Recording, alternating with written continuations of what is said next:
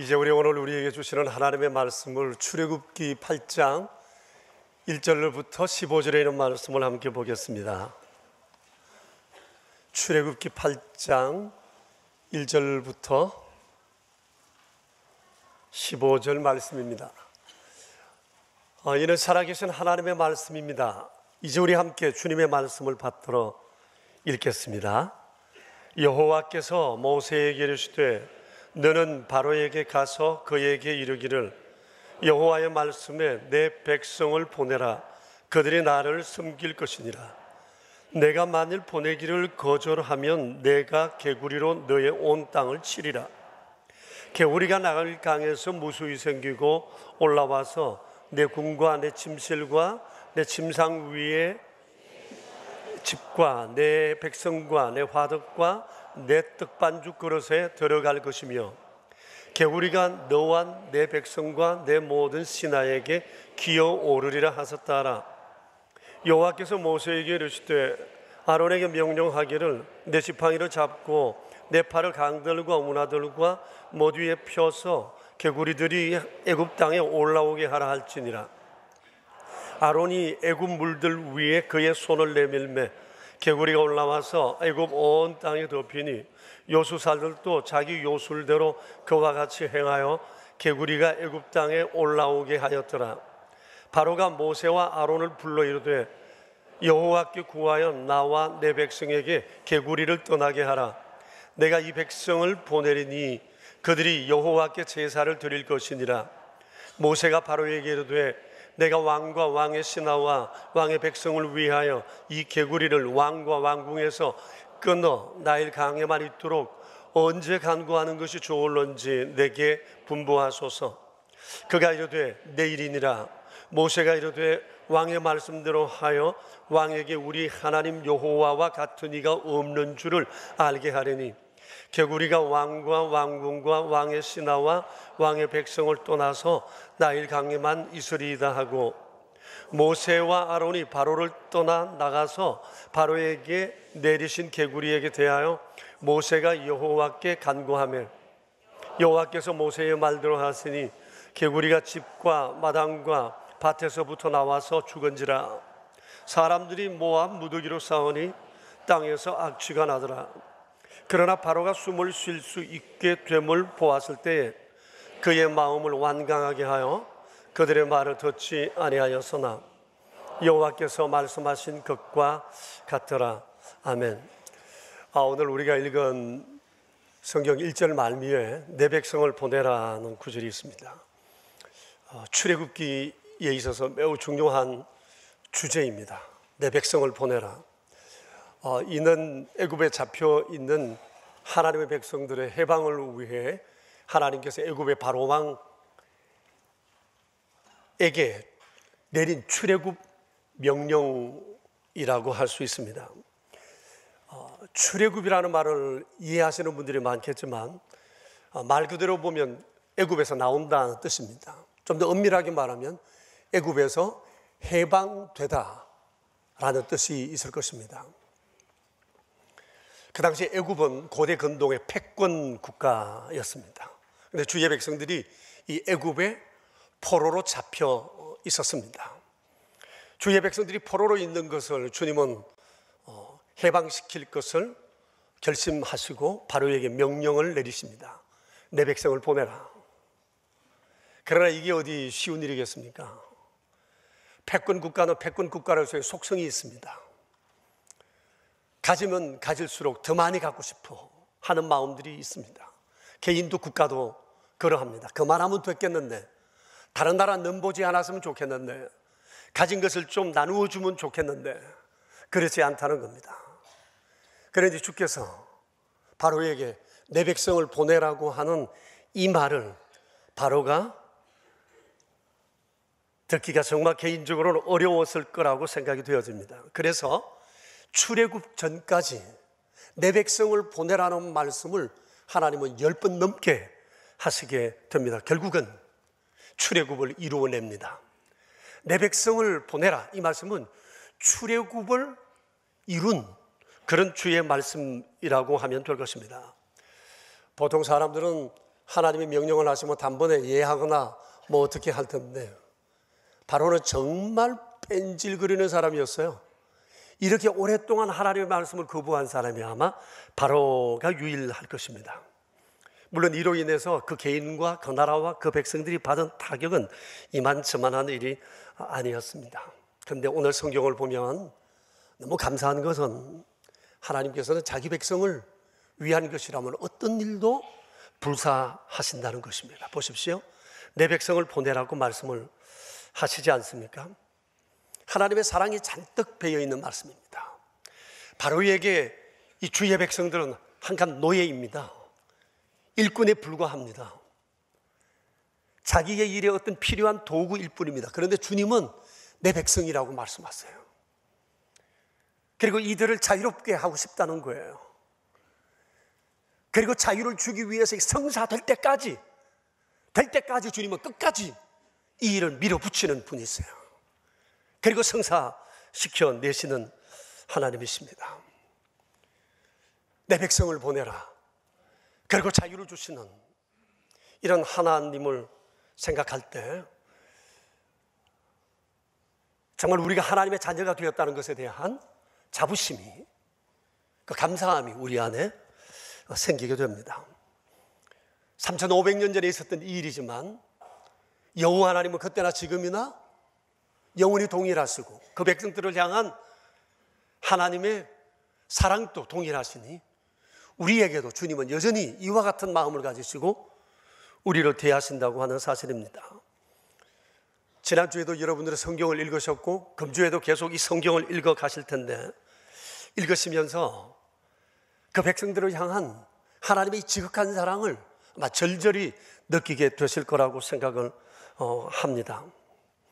성경을 읽으시면서 더 큰 감동 속에 한번 푹 빠져보시고 또 오늘 이 아침에도 이와 관련해서 말씀을 드리려고 합니다. 물론 8장을 중심해서 드리겠지만 출애굽기 1장부터 7장을 쭉 함께 훑으면서 세 가지를 중심해서 말씀을 드리려고 합니다. 첫째는 출애굽 당시의 상황에 대해서 좀 설명을 드리겠습니다. 둘째는 노예로 있으면서도 주님의 백성들이 희망을 놓지 않았던 이유가 무언가라고 하는 겁니다. 셋째는 하나님의 백성들이 실패할 수 없었던 이유는 또 어떤 것인가, 이 세 가지를 말씀드리려고 합니다. 먼저 출애굽의 배경에 대해서 말씀을 드리겠는데 BC 15세기 중엽이라고 생각하면 됩니다. 지금으로부터 한 3450년 전 사건에 관한 역사 기록이라고 생각하면 될 거예요. 당시 애굽은 패권 국가였는데 이곳에 하나님의 백성들이 이주하여 살고 있었습니다. 그것은 야곱의 아들인 요셉이 애굽의 총리로 있었기 때문인데 그때 이주해서 400년에서 430년 정도 그곳에 이주하여 살고 있었다, 그렇게 기록하고 있습니다. 그들이 그곳에 결정적으로 이주하게 된 계기가 있었습니다. 그것은 당시 고대 근동에 불어닥친 대흉년 때문이었습니다. 흉년이 얼마나 심했는지 2년도 못 가서 나라 부족마다 양식이 다 떨어지고 말았습니다. 그런데 애굽에는 사정이 달랐습니다. 양식이 아주 풍성했습니다. 그것은 당시 애굽의 막 총리로 취임하게 된 요셉의 지혜로운 국가 경영 덕분이었습니다. 대흉년이 일어나게 되자 근동의 모든 나라 사람들은 양식을 구하기 위해서 돈을 사들고 애굽으로 갔습니다. 애굽은 이 기회로 인해 고대 근동에 있는 돈을 거의 다 끌어모으고 어떤 사람은 땅을 내고 어떤 사람은 자기 몸을 노예로 팔기도 하겠다고 양식만 달라고 하는 사람들이 많았습니다. 이때 애굽은 다시 한번 부강하게 되는, 제국의 틀을 더욱 견고하게 세우는 그런 계기가 되었습니다.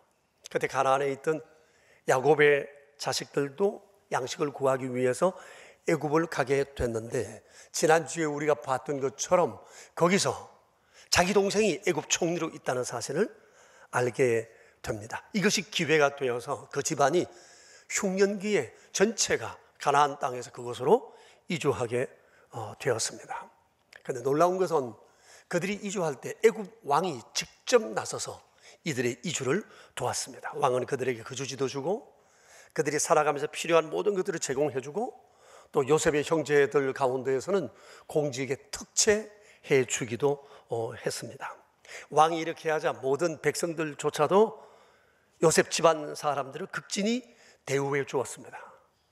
그들이 그곳에 가서 엄청난 특혜를 입었던 것은 요셉이 애굽에 베푼 은혜에 대한 아마 최소한의 보답이었다 말할 수가 있을 것입니다. 이렇게 해서 꿈같은 애굽의 이주 생활이 시작되었습니다. 한 430년 정도 있는 기간 동안 한 150년은 정말 허니문이었을 것입니다.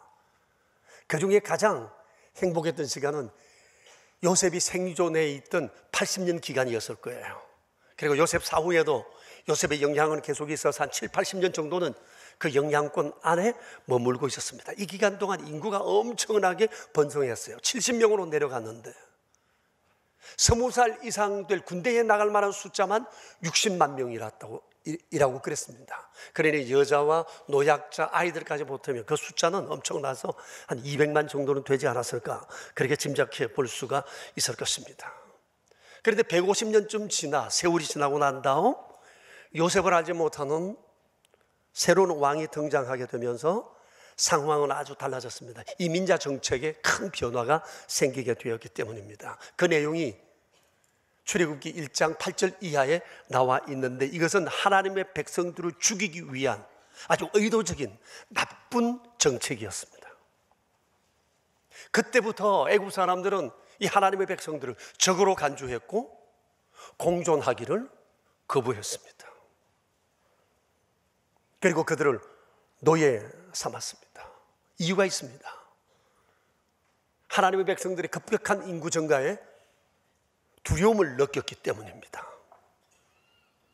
여러분 출애굽기 1장 10절을 한번 보십시오. 여기 이렇게 말씀이 있습니다. 그들이 더 많게 되면 전쟁이 일어날 때에 우리 대적과 합하여 우리와 싸우고 이 땅에서 나가지 않을까 하는 염려 때문이었습니다. 그도 그럴 것이 학자들에 의하면 그 당시에 애굽의 인구가 한 500만 좀 되었다고 합니다. 그런데 주위의 백성들의 숫자가 200만 명이니까 굉장한 숫자죠. 겁을 먹을 만 했다고 생각이 되어집니다. 그래서 그들에게 주었던 모든 특권을 박탈하고 국가 노예로 삼았습니다. 그리고 인위적인 산하 정책을 쓰기 시작했습니다. 그들에게 벽돌을 굽는 일과 성을 쌓는 일에, 노동하는 일에만 이들을 몰아붙였습니다. 남녀할 것 없습니다. 지치도록 만들었습니다. 부부 생활을 아마 못할 정도로 사람 몸을 파김치로 만들었습니다. 품삯은 고사하고 죽도록 일하고도 매질을 당해야만 했을 것입니다. 2장에 보면 집집마다 한숨 소리, 절망의 소리가 가득했습니다. 그런데 놀라운 것은 학대하면 할수록 더 번성하게 되었다고 하는 사실입니다. 그러자 이제는 태어나는 아이들 중에 남자아이면 전부 다 학살하라는 명령을 또 전국에 내리게 되었습니다. 여러분 이런 세월이 자그마한 지 300년이 지속되었습니다. 생각해 보십시오. 대대로 노예 자식들입니다. 대대로 어렸을 때 아이들 태어나자마자 죽어가야 했던 그런 집안마다 슬픈 사연은 각 가정마다 다 지니고 있었을 것입니다. 이런 고통과 절망 속에 주의 백성들은 모이면 옛날을 그리워하며 얘기를 나누었을 것입니다. 자식들은 조상들로부터 요셉의 얘기를 들으면서 마치 동화처럼, 실화를 동화처럼 듣기도 했을 것입니다. 이런 세월을 300년 보내면서도 이 하나님의 백성들이 희망을 잃지 않았던 이유가 있었는데 그것은 주의 백성들을 향한 하나님의 계획을 알고 있었기 때문입니다. 여러분 사실은 한 민족이 300년 정도 주권을 박탈당하고 산다면 더 이상 회복은 어려운 것이 사실입니다.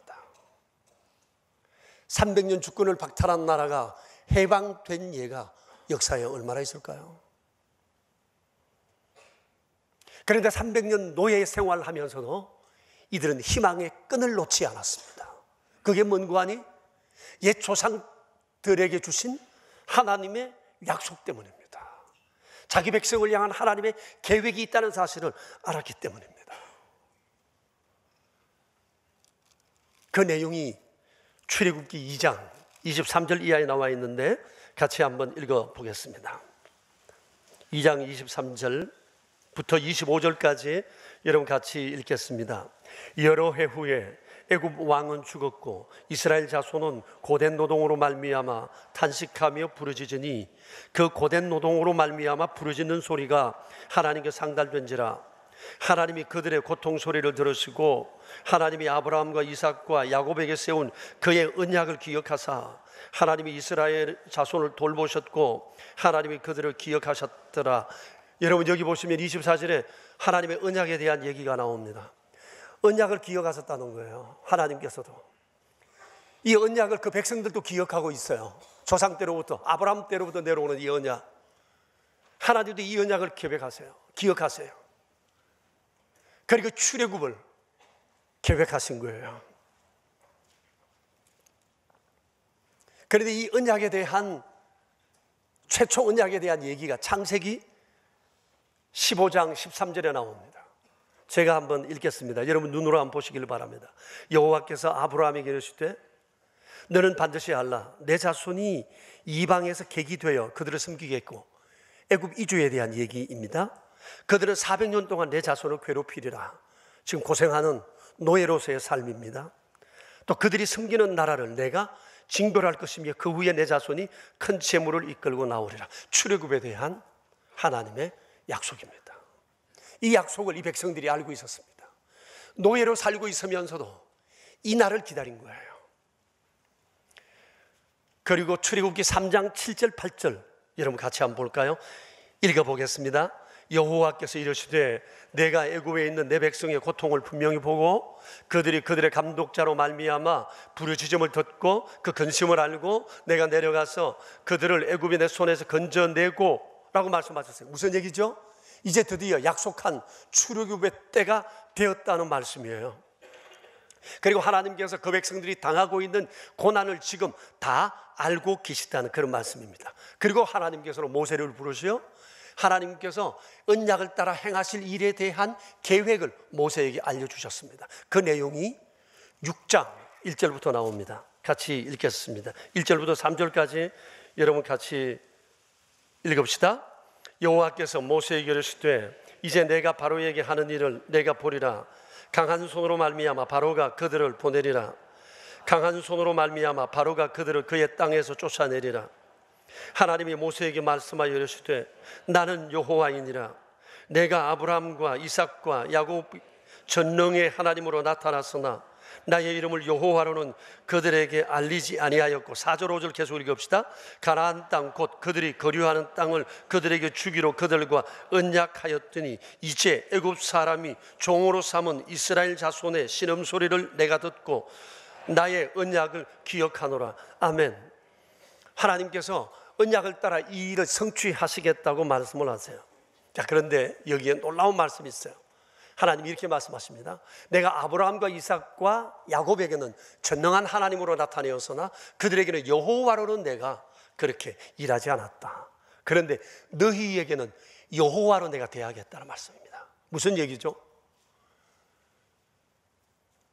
아브라함과 이삭과 야곱 때보다도 내가 좀 더 구체적으로 너희와 함께하여 내가 하고자 하는 일을 이루어 가겠다는 거예요. 아브라함이 100년을 하나님 섬겼어요. 근데 100년 동안 하나님께서 아브라함에게 나타나신 적이 많지 않아요. 그런데도 불구하고 아브라함은 하나님을 믿고 따랐습니다. 과연 믿음의 장부예요. 그런데 이제는 아브라함 같이 대하지 않겠다는 거예요. 하나님은 더 구체적으로 실제 하시는 주의 모습으로 나타나서 역사하시겠다는 겁니다. 그러시면서 하나님의 이름을 여호와라고 말씀을 하세요. 여호와. 여기 비밀이 있어요. 여호와라는 말씀이 바로 그 일에 대한 키와도 같은 말씀이에요. 여러분 여호와 그 말의 뜻이 뭐죠? 출애굽기 3장 14절에는 이렇게 말씀하고 있어요. 나는 스스로 있는 자라고 여호와를 설명하고 있습니다. 무슨 의미인지 아시겠어요? 잘 모르겠죠? 이것은 여호와에 대한 성경 번역이 충분치 못하다는 겁니다. 히브리 말의 여호와라는 뜻을 충분히 설명하지 못했어요. 그래서 대개 학자들은 여호와의 뜻이 무엇일까를 이렇게 중론을 모으고 있습니다. 제가 복잡한 설명을 생략하고 의미를 말씀드리면 이렇습니다. 여호와란 이런 뜻이에요. 나는 너희와 함께하며 너희를 위해 존재하며 너희를 위해 활동하고 일하는 하나님이다, 이런 뜻입니다. 적어두시죠. 너무 중요한 내용이에요. 여호와는 어떤 내용이라고요? 나는 너희와 함께하며 너희를 위해 존재하며 너희를 위하여 활동하고 일하는 하나님이다, 그런 뜻입니다. 여러분, 세상 다 없어져도 하나님 한 분만 있으면 된다는 얘기는 바로 이것을 말하는 거예요. 예? 지금 노예로 절망 속에 살고 있는 사람들에게 하나님이 지금 얘기하는 것이 두 가지예요. 하나는 나는 너희 하나님 여호와다. 그리고 너희를 향한 나의 계획이 있다, 이거예요. 그러니까 여러분, 세상의 두 쪽에 나도 내가 어떤 상황 속에 있어도 하나님의 백성된 우리의 삶의 자원은 이 두 가지예요. 이 두 가지를 잊지 말아야 돼요. 여러분, 내가 모든 것이 다 있다 할지라도 이 두 가지 터 위에서 하나님이 주신 것이고, 내가 지금 힘들고 어려운 상황 가운데 있어도 이 두 가지만 붙들면 하나님의 놀라운 역사를 경험한다는 거예요. 그게 뭐죠? 그게 뭐예요? 여호와는 나의 하나님이시라는 것과 나를 향한 하나님의 놀라운 계획이 있다는 거예요. 이 두 가지를 잊지 말아야 해요. 이게 우리의 삶의 원동력이에요. 하나님은 모든 일들을 여기 바탕에 의해서 이루어 갔어요. 우리의 삶을 이끌어 가신다고 하는 거예요. 그래서 이 말씀을 지금 하시는 겁니다. 굉장히 중요한 내용이에요. 다른 거 다 없어도 괜찮아요. 이 두 가지만 붙들라는 겁니다. 여호와가 내 하나님이라는 것과 우리를 향하여 하나님은 놀라운 계획을 가지고 계신다. 이 두 가지 중요한 내용이에요. 그래서 하나님께서는 모세에게 이 사실을 말씀해 주시고 바로에게 가서 내 말을 전하라, 내 백성을 보내라 하라고 말씀을 했어요. 12번이라고 그랬어요. 근데 그때마다 뺀질뺀질한 바로 12번이나 거절했어요. 거절했을 뿐만 아니라 5장에 볼 것 같으면 하나님의 백성들을 아주 막 괴롭혔습니다. 아주 지혜롭게 괴롭혔어요. 아주 모질게. 막 재료는 안 주고 목표는 달성하라고 막 밀어붙이고 회초리 했던 겁니다. 그러나 백성들이 죽겠다고 아우성입니다. 그러면서 이들이 불평을 합니다. 5장 21절에 보면 모세를 불러 모세에게 이런 얘기를 합니다. 그 내용을 제가 좀 쉽게 얘기하면 이런 겁니다. 애시당초 우리를 향한 이 하나님의 계획은 잘못된 계획이다. 이 계획은 우리를 살리려는 것이 아니라 죽이려는 거다. 모세, 당신 하나님께 가서 이 판단이 옳은 것인지 다시 한 번 더 물어보라. 그리고 우리는 여기에 수긍하고 따를 수 없다는 얘기를 전하라. 모세를 거부했어요. 모세도 상당히 기분 나빴어요. 이 사람도 스트레스를 굉장히 많이 받았는지 하나님 앞에 와서 나도 일 못해 먹겠다고 얘기를 합니다. 불평합니다. 애꿎은 소리 듣고 싶지도 않고, 또 모세 안에 하나님이 하시는 계획에 대한 확신이 좀 아직까지 없었던 것 같아요. 그런데 이런 일이 한 번으로 끝나지 않고 계속 되었습니다. 여러분 어떻게 생각하십니까?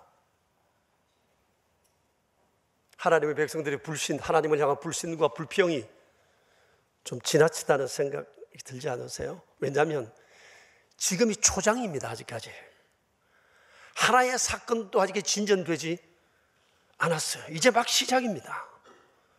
그런데 이렇게 거부해요. 못해 먹겠다고 따르지 않는 겁니다. 포기하는 거예요. 아니, 제가 생각해봐요. 시체말로 매일 욕먹고 두들겨 맞으면서 살아오는데 한 대 더 맞으면 어때? 그렇지 않아요. 아니 지금 말발 줄발 욕 먹고 있는데 한 줄 더 먹으면 어때? 그 정도밖에 안 되잖아요, 사실이.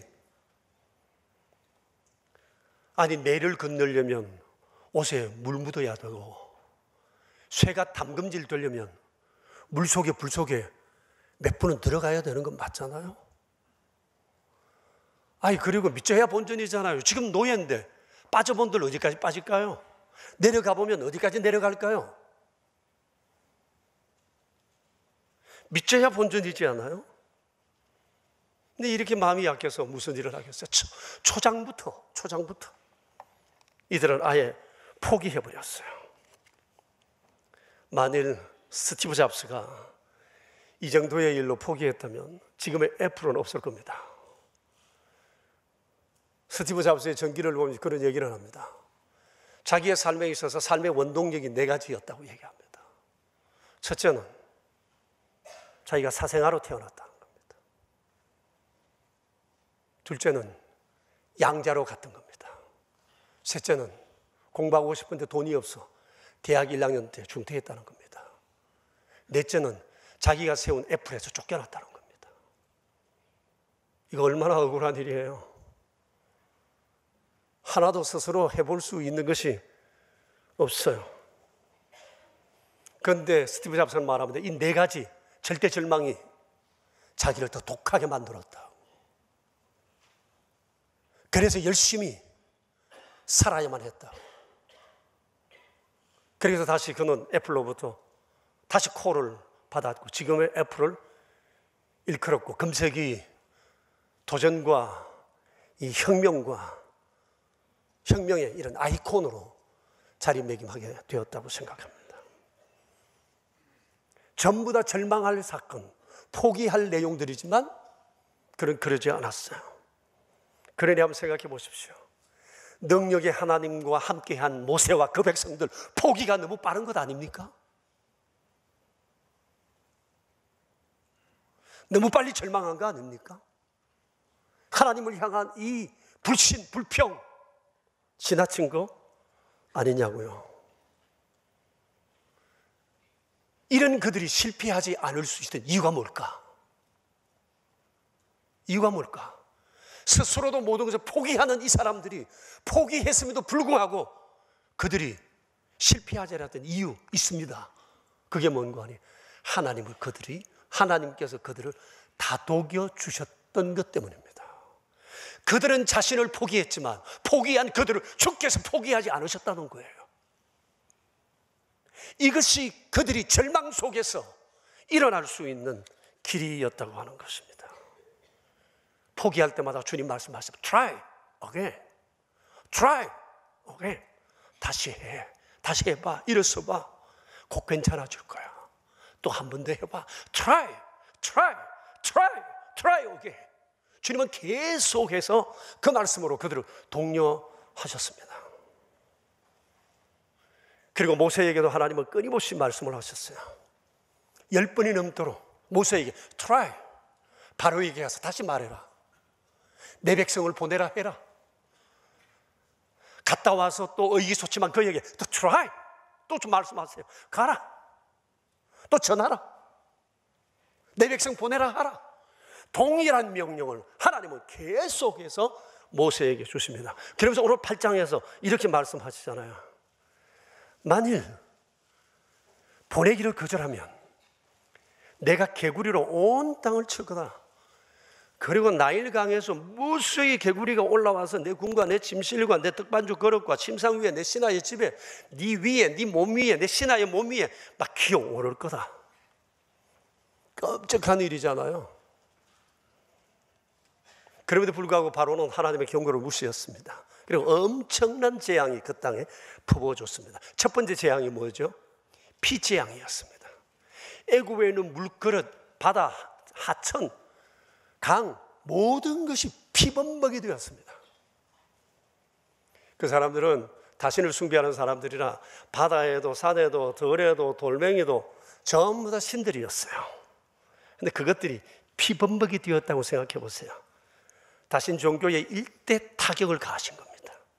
너희가 의지하는 신들 아무것도 아니다. 피범벅. 그래도 말 안 들으니까 하나님께서 개구리 재앙을 그들에게 베푸셨습니다.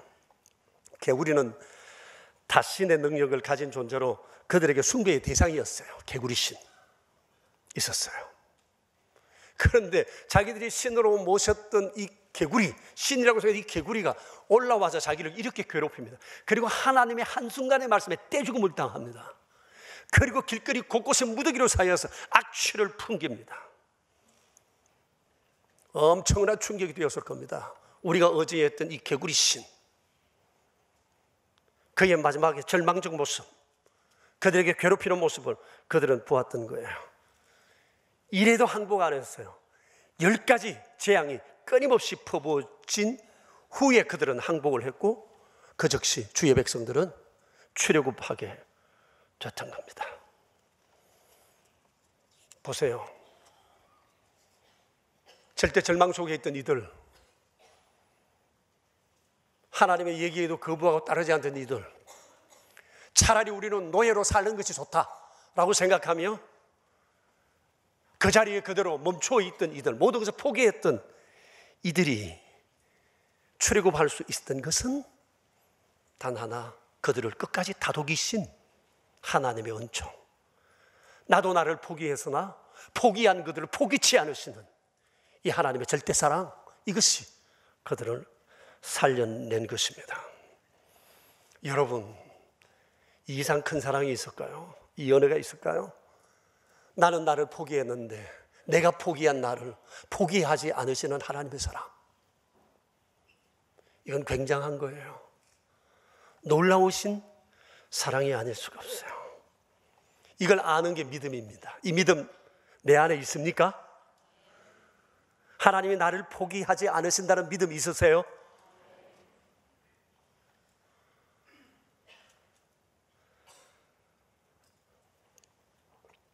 양해하고 들으십시오만도,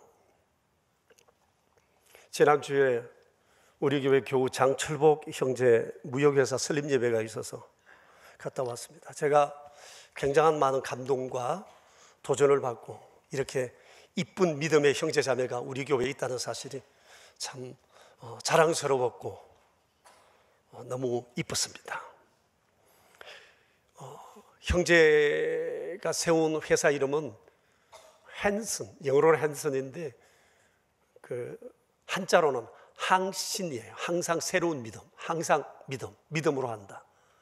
그리고 사람들에게도 늘 믿음의 기업으로 이렇게 대한다, 그런 의미로 그렇게 중국말로 그렇게 지었나 봐요. 근데 이 회사는 이 디스플레이 관련 부품과 장비들을 중국과 이렇게 무역 거래하는 이런 일들을 하고 수출과 수입을 돕는 일을 하는 회사인데, 지난해 7월 달부터 이 회사를 시작하고 있답니다. 그런데 이 형제 부부는 중국 동포예요. 중국에서 대학을 졸업하고 8년 전에 한국에 왔습니다. 여러분, 한국 적응이 쉽지 않았을 거라고 생각합니다. 그런데 이 땅에 있는 어떤 젊은이보다도 치열하게 살았더라고요. 뭘 믿고 의지하겠습니까? 흔히 우리가 좋아하는 연줄이 있습니까? 학연이 있습니까? 지연이 있습니까? 그가 의지하는 것은 하늘줄, 하나님 줄, 믿음의 줄 하나밖에 없었어요. 정말 잘 믿어보려고 몸부림쳤고 믿음으로 이 사업을 해야 되겠다고 결심을 했던 형제였어요. 원래 우리나라 나이로 36입니다. 직장 생활을 하다가 독립을 했어요. 제가 물었습니다. 원래 매출 계획은 어떻게 잡느냐? 50억 계획하고 있다고 그래요. 야무진 형제예요. 그냥 해보는 말이 아닌 듯 했습니다. 형제 부부를 통해서 회사 설립에 관한 얘기를 들었는데 하나님 없이는 아무것도 할 수 없었다는 얘기입니다. 순간순간 과정마다 거래선을 엮어주는 것마다 지금 또 몇 개의 거래선이 이렇게 있고 일이 이루어지는 것이 있는데 그거 이렇게 뒤집어 보면 전부 다 하나님의 손길, 하나님이 하신 일이라고, 기막힌 하나님의 섭리를 매일 매 순간마다 경험하고 있다고 그래요. 잘 되는 것만 아니고 잘 되다가 안 되고 이제는 끝났다 싶은데 시간이 지나면 하나님께서 퍼즐 맞추듯이 이리저리 꿰매서 또 이렇게 해주는데, 하나님이 하시는 그 타이밍이 너무 기가 막히다는 거예요. 때로는 시간을 늦추시고 땡기기도 하시고, 이런 일들을 여러 번 겪으면서 정말 하나님만 바라보게 된다고 그런 얘기를 해요. 사업을 하면서 끊임없이 부부가 함께 주님 앞에 기도하고 주의 길을 묻고, 또 어려운 일이 있을 때 또 하나님을 의지하고 기도하면서 이렇게 일을 이루어 오고 있다는 얘기를 들으면서 너무 이뻤어요. 마음이 참 든든했습니다. 정말 잘 됐으면 좋겠고 하나님의 놀라운 은혜를 간증하는 그런 아름다운 기업이 되었으면 좋겠다는 생각이 들었습니다.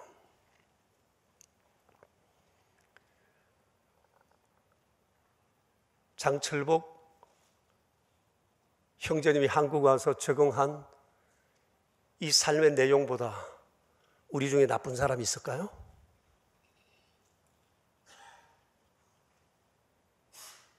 우리는 기득권자잖아요. 말에 불편함이 없잖아요. 한국 문화에.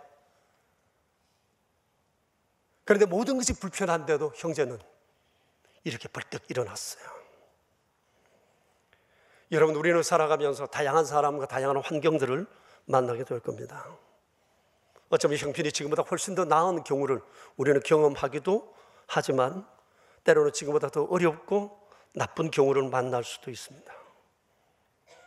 그럴 때 우리가 절망하지 않아야 할 이유가 있습니다. 그것은 여호와가 내 하나님이라는 사실 때문이고, 나를 향하여 하나님의 놀라운 계획이 있다는 것이고, 나를 끝까지 포기하지 않으시는 하나님의 사랑이 있기 때문입니다.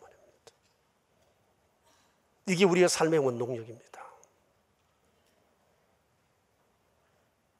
그래서 여러분, 우리가 살면서 어떤 일을 만나도 이 세 가지를 잊지 말아야 합니다.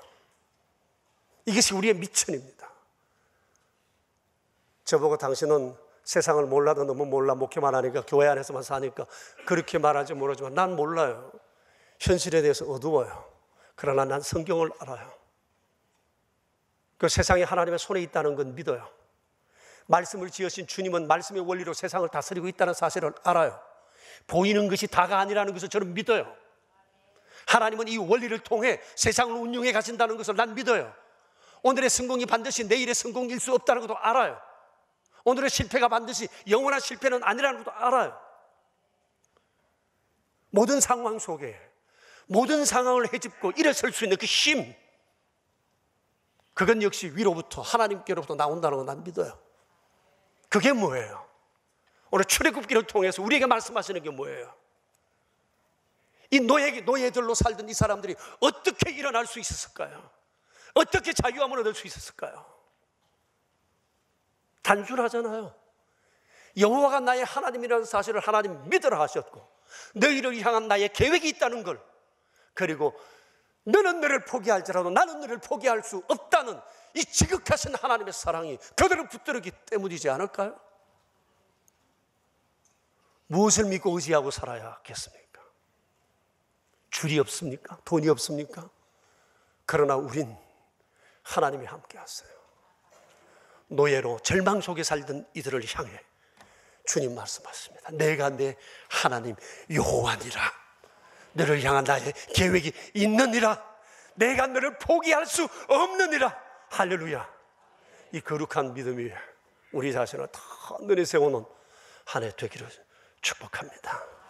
우리 함께 이 찬양을 같이 합시다.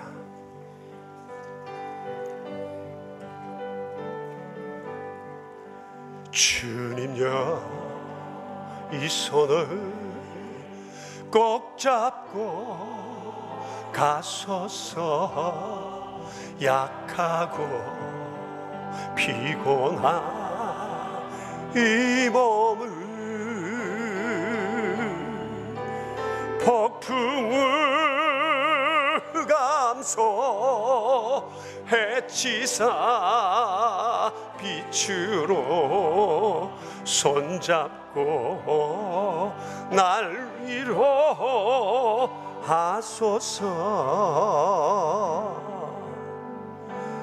인생이 힘들고 고난이 겹칠 때 주님여 날 인도 주소서. 외치는 이 소리 귀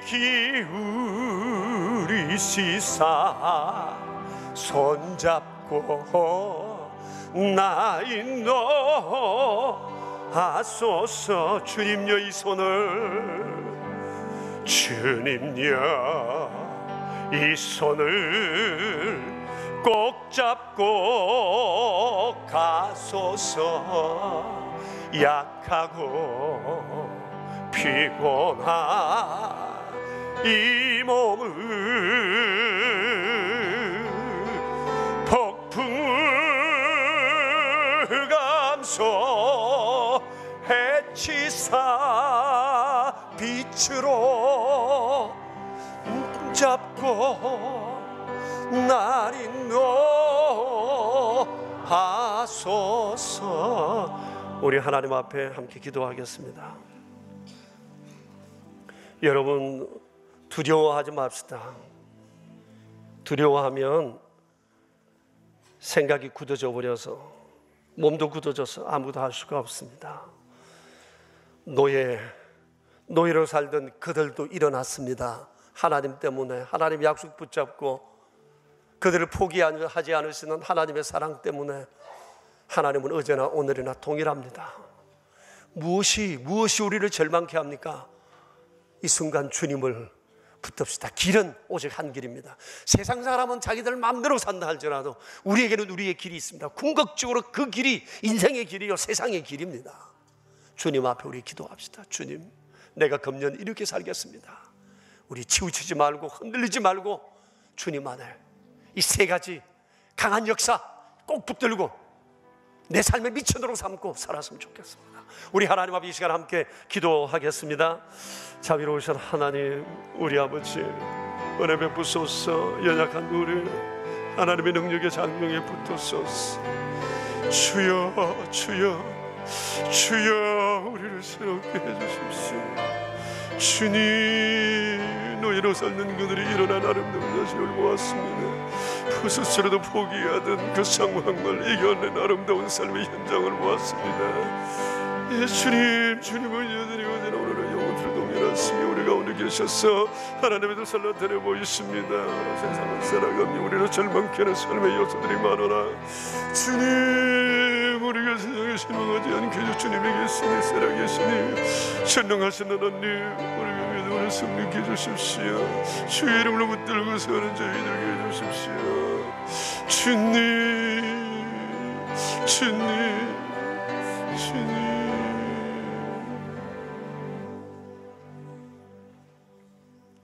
자비로우신 주님, 3,500년 전에 수백 년 동안 대대로 노예로 살아오던 주의 백성들이 일어난 아름다운 삶의 현장을 저희로 보게 해주셔서 감사합니다. 스스로에게는 아무런 희망이 없었으나 그들이 그래도 절망하지 않았던 것은 그들을 향한 하나님의 놀라운 계획이었습니다. 그러나 막상 그 일이 그들 앞에 닥쳤을 때 그들은 현실 앞에 절망할 수밖에 없었고 스스로도 자신을 포기하고 말았습니다. 꿈을 포기했습니다. 약속을 포기해버렸습니다. 그러나 스스로도 포기한 그들을 포기하지 않으시는 이 하나님 여호와 우리 주님 함께하사 그들을 그 어두움과 흑암에서 끄집어내어 영원한 길로 이끌어내셨습니다.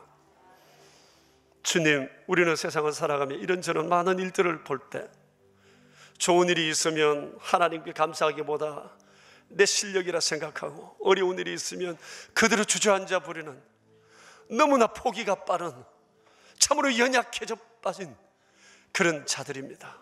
주님, 우리가 주님을 바라고 의지하며 주님 붙들고 믿음으로 살기 원합니다. 여호와 내 하나님이시니 나를 향한 아름다운 계획이 있으시니, 나를 끝까지 포기하지 않으시는 하나님 사랑이 있으니 우리가 그 안에 머물게 하사 세상을 믿음으로 승리하도록 주님 저희를 도와주시옵소서. 금년 한 해 그런 한 해 되고 아름다운 간증을 만들어내는 아름다운 기회 될 줄로 믿습니다. 예수님의 이름으로 기도합니다. 아멘. 이제 함께 일어나셔서 620장으로 하나님을 찬양합시다. 우리 옆 사람들과 함께 인사를 나눌까요? 샬롬 샬롬. 여러분, 하나님 함께 하십니다. 여호와 내 하나님 있습니다. 우리 굳은 악수 한번 하시면서 좀 이렇게 축복해 주시겠습니까?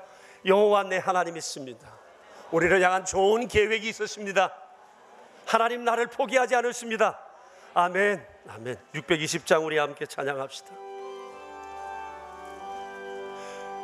여기에 모인 우리 주의 은총 받은 자여라.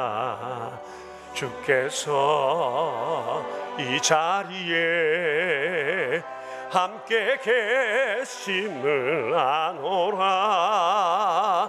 언제나 주님만을 찬양하며 따라가리니 시험을 당할 때도 함께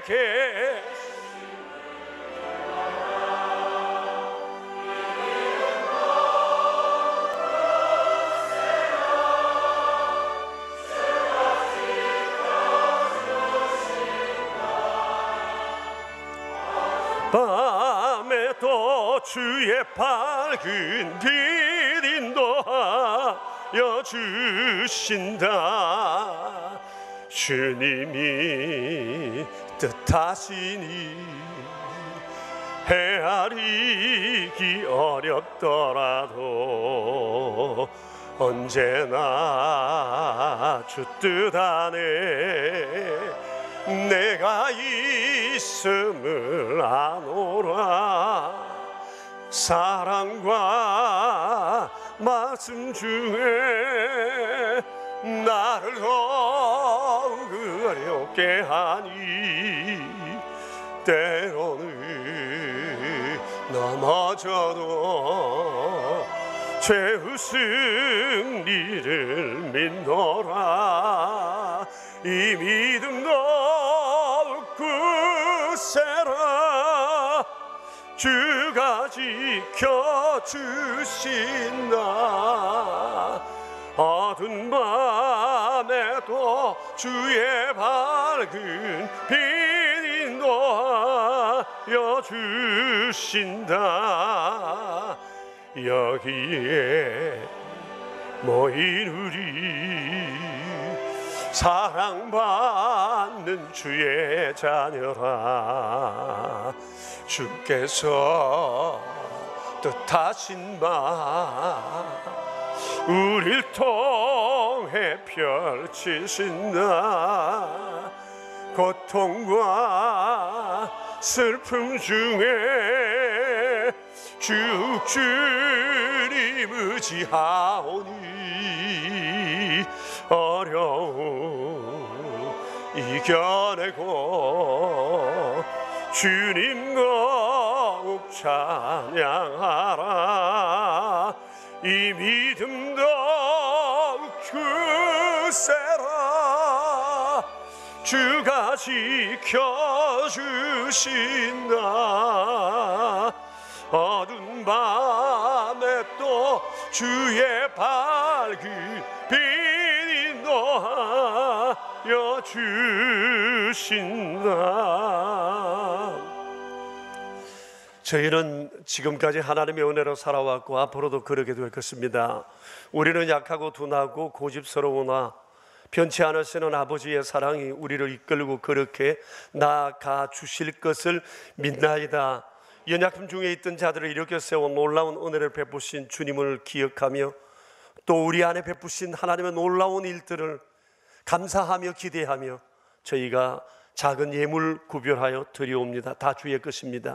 전능하신 주님, 드려진 귀한 예물들 11조 감사의 예물 주정 헌금, 오른손 헌금, 완달라 성경 헌금, 사랑의 식탁과 1,000번째의 예물, 그리고 오늘 특별히 성도들이 구별하여 드리는 기도원 성경 마련을 위한 귀한 예물들 한 분 한 분의 손길 위에 주의 풍성하신 은총 도하사 우리가 살아가는 평생 주의 아름다운 도구로만 서여지게 하여 주시옵소서.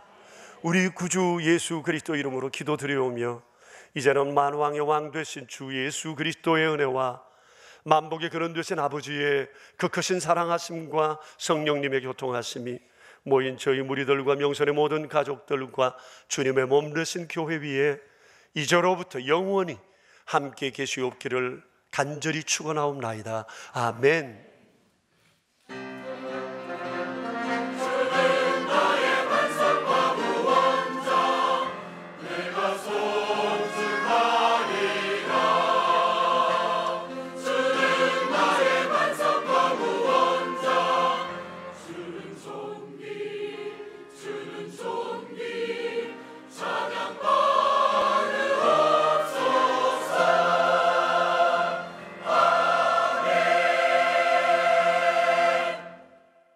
여러분 3부 예배 마쳤습니다.